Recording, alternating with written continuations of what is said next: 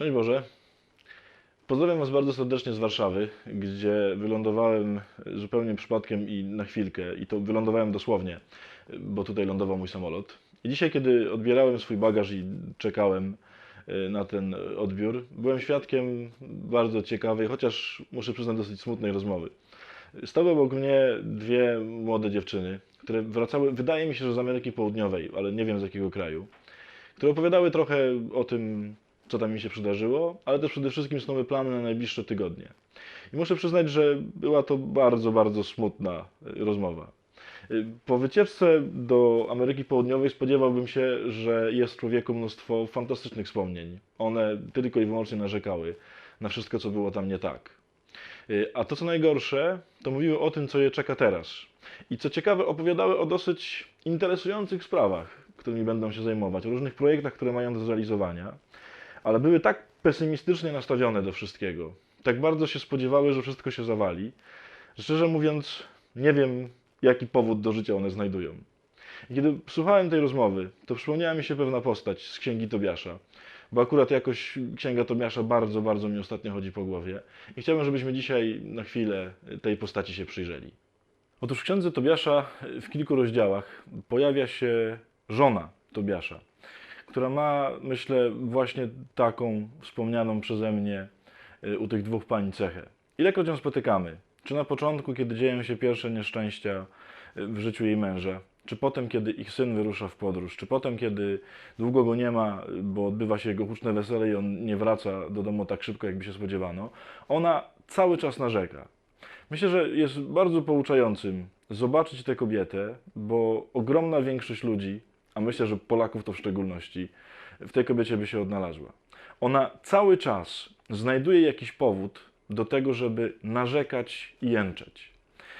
Kiedy jej syn wyrusza w podróż, kiedy ma się stać kimś dorosłym, kiedy będzie zdobywał bogactwo dla rodziny, kiedy wreszcie wejdzie w jakby najważniejszy okres swojego życia, ona cały czas jęczy, że nie powinien tego robić. Cały czas narzeka, że coś mu się stanie, że powinien siedzieć na miejscu, nie ryzykować.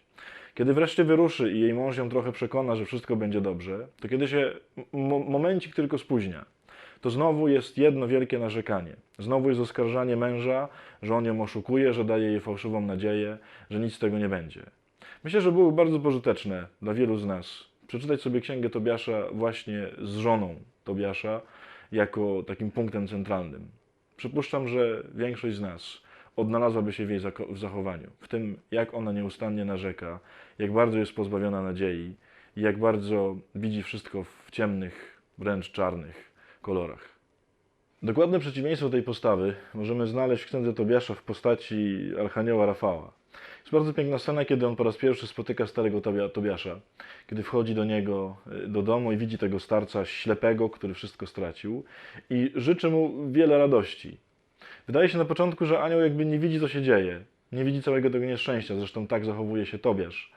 Natomiast anioł doskonale wie, co się dzieje, doskonale widzi wszystkie te nieszczęścia, ale on jest wysłannikiem pełnym nadziei.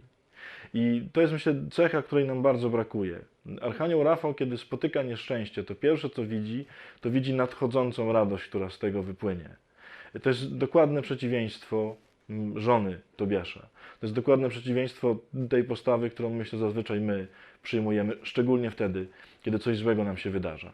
I chciałbym Was dzisiaj bardzo serdecznie zaprosić, żebyście odrzucili tę okropną postawę żony Tobiasza.